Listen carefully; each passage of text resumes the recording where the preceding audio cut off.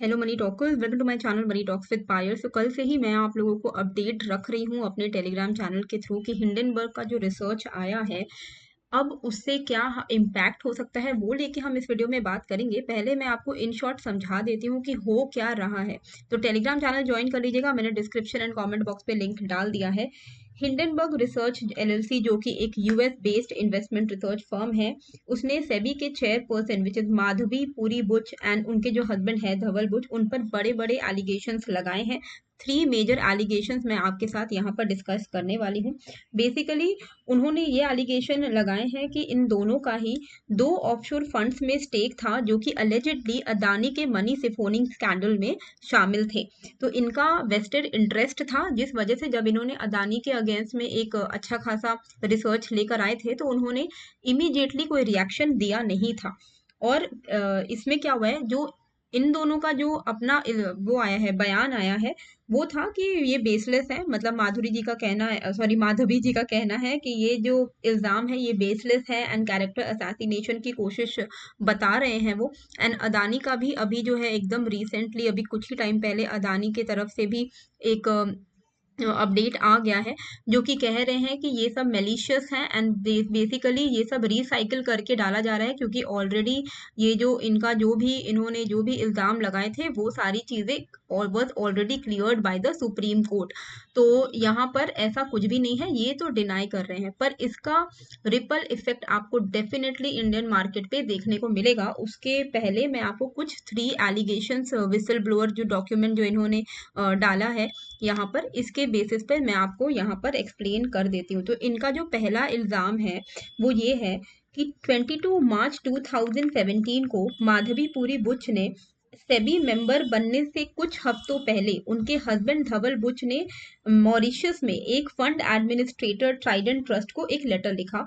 उन्होंने रिक्वेस्ट किया कि वो ग्लोबल डायनामिक अपॉर्चुनिटीज फंड जीडीओएफ के सोल ऑपरेटर बने।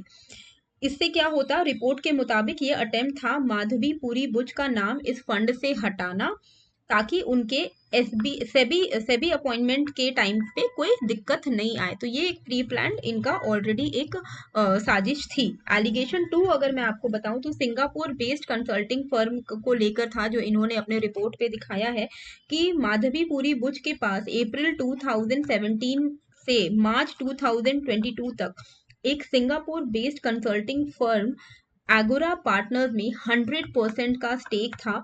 ये वही टाइम था जब वो सेबी चेयरपर्सन थी। सेबी चेयरपर्सन बनने के 2 हफ्तों बाद उन्होंने ये शेयर अपने हस्बैंड को ट्रांसफर कर दिया।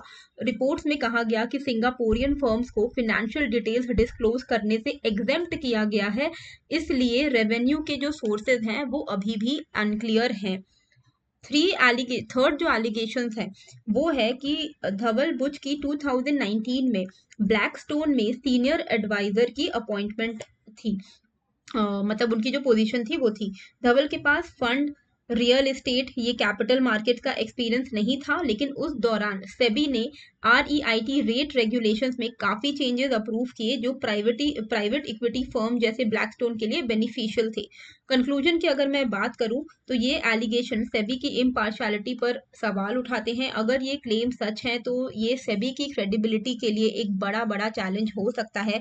माधवी पुरी बुच और उनके हस्बैंड ने सभी इल्जामों को झुटलाया है, लेकिन ये मैटर अभी भी काफी सेंसिटिव है और इसके आउटकम का मार्केट सेंटिमेंट्स पर डेफिनेटली एक बड़ा सा इम्पैक्ट हो सकता है। अब अदानी, ये जो सबसे बड़ा जो इम्पोर्टेंट जो केस है, अब अदानी स्टॉक्स में क्या हमें देखने को मिलेगा। तो कई सारे एलिगेशंस लगाए हैं, जिनमें से ये जो सबसे बड़ा एलिगेशन यही है कि ये जो अदानी के जो ऑफशोर फंड्स है उनमें इनका डायरेक्ट इन्वेस्टमेंट है। 2 फंड्स हैं जिनमें इनका सिंगापुर मॉरिशस में डायरेक्ट इन्वेस्टमेंट है। तो इसीलिए इन्होंने कुछ बड़े कदम नहीं उठाए थे जब हिंडनबर्ग ने पहले पहले अदानी के ऊपर एक रिसर्च रिपोर्ट जारी की थी। फिर भी अगर आपको मैं इम्पैक्ट दिखाऊं तो जिस वक्त उन्होंने ये रिपोर्ट जारी की थी उस वक्त अदानी के ग्रुप के कंपनीज के जो शेयर थे, it like tanked as much as 83%।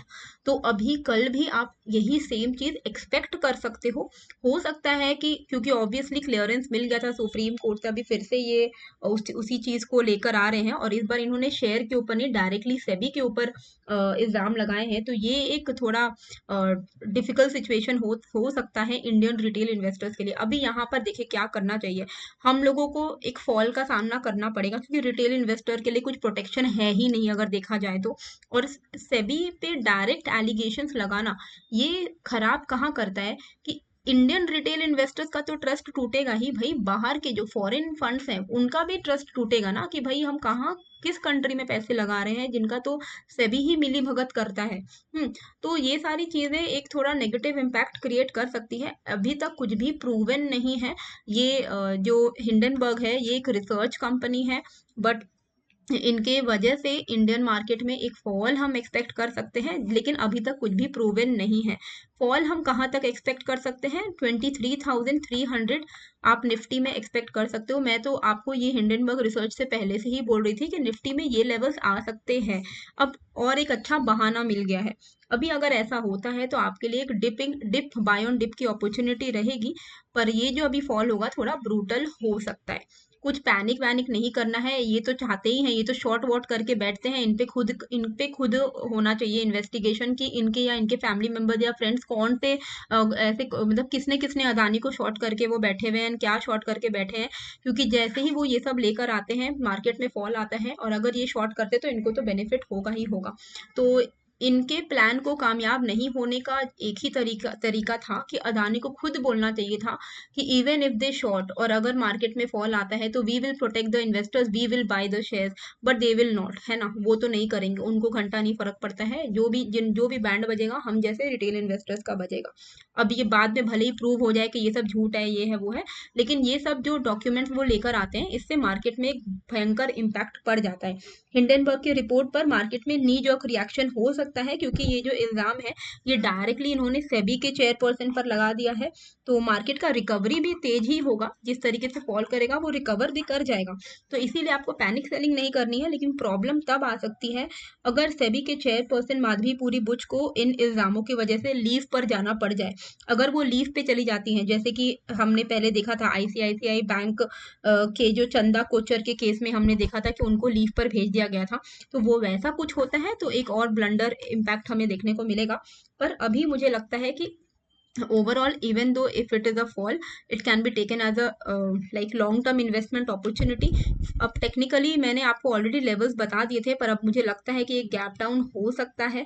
पहले तो मैं आपको पुराने लेवल्स बता देती हूँ। जो पुराने लेवल्स मैंने आपको निफ्टी के बताए थे वो था कि 24,340 ब्रेक होगा, तो आप यहाँ पे पुट लेना। पर अब मुझे लग रहा है कि गैप डाउन हो सकता है।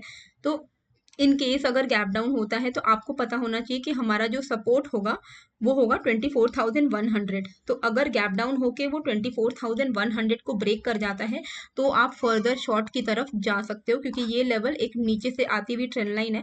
इसके नीचे अगर निकलता है तो आप शॉर्ट करते रहिए और नीचे की तरफ आपको ट्रेलिंग करना है 50 to 60 पॉइंट्स लेकर। ओके। एंड या बाकी जो भी अपडेट्स हैं मैं आपको अपने टेलीग्राम पर देते ही जा रही हूँ, तो आप टेलीग्राम पे जुड़े रहिए, आपको वहाँ पे मेजर अपडेट्स मिल जाएंगे। सो आई होप आपको ये वीडियो अच्छी लगी है। ज़्यादा आपको टेंशन नहीं लेना है। देखिए पोर्टफोलियो में हमेशा ही आपने देखा होगा, निफ्टी का मैं आपको monthly chart, long term chart दिखाई देती हूँ, हमेशा आपने देखा होगा कुछ ना कुछ होके मार्केट में एक भयंकर फॉल आता है, लेकिन मार्केट इवेंचुअली रिकवर हो जाता है। तो इसीलिए ज़्यादा कुछ टेंशन नहीं लेना है, आप लोगों को पैनिक नहीं होना है, क्योंकि हिंडनबर्ग यही चाहता है कि आप पैनिक हो, सेल ऑफ आए, वो पैसे कमाए। तो वो चीज़ आप ना करें। अब कोई भी चीज़ों से निकले ना, मतलब अगर आपने कोई स्टॉक्स लिया हुआ है आप उसमें बने रहिए, आज नहीं तो कल वो रिकवर तो हो ही जाएगा अगर आपने कोई अच्छे स्टॉक्स लिए हैं तो। देखिए कितने बड़े बड़े डिप्स आते हैं मार्केट में, वापस से रिकवरी हो जाती है। तो वही चीज़ आपको ध्यान में रखना है। लॉन्ग टर्म चार्ट देख लो, जब भी जूम आउट करोगे ना आपको हमेशा एक लॉन्गर पिक्चर मिल जाएगा। बाकी शॉर्ट टर्म में थोड़ा पेन रह सकता है, उसको आप एज एन अपॉर्चुनिटी देखिए। और मैं आप लोग को हमेशा से बोल रही थी भाई ऑल टाइम हाई पर है मार्केट, बेच के पैसे रखो ताकि जब गिरे तो अपॉर्चुनिटी मिले। देखिए कहीं ना कहीं मुझे तो, मेरे पास मैंने बेचा था कुछ कुछ हाई हाई के वक्त में, तो मेरे पास अभी पैसे हैं ताकि वो डिप आए तो मैं कुछ खरीद पाऊँ। तो वही चीज़ हमेशा आपको रखना चाहिए कि आपको ग्रीड जब मार्केट में दिख रहा है तो आप बेचो, जब फियर दिख रहा है तो खरीदो। अभी फियर का माहौल आने वाला है तो ज़रूर से खरीदिएगा। आई होप आपको ये वीडियो अच्छी लगी है, कैसी लगी है मुझे कमेंट करके ज़रूर बताइएगा, एंड नए हो तो सब्सक्राइब कर लीजिएगा। मिलते हैं फिर एक नए वीडियो के साथ। Thank you.